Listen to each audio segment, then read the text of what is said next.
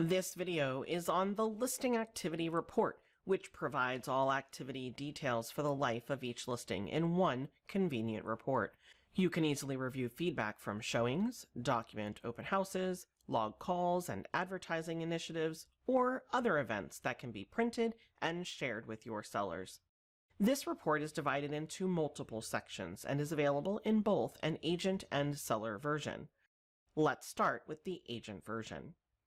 The first section is called the Snapshot and includes a brief overview of your listing, including basic listing information, status, and statistics.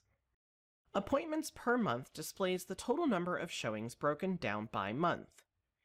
The Feedback at a Glance is the next section and dynamically displays your feedback responses.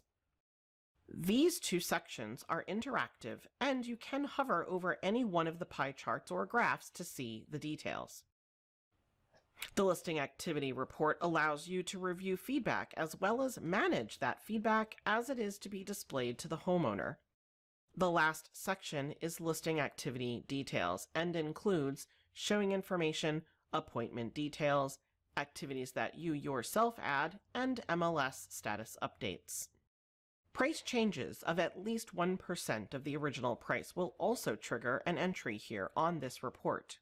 Use the send notification to communicate with agents who have previously brought buyers to the listing and to individuals in your office. You can also use this to communicate any other details like open houses or price adjustments.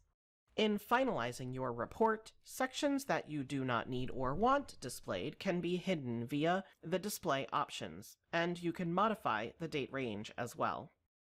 Attachments can be managed and are visible from this page.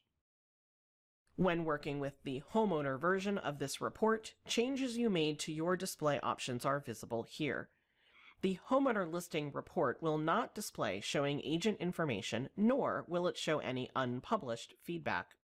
There are 3 ways to share this with your seller.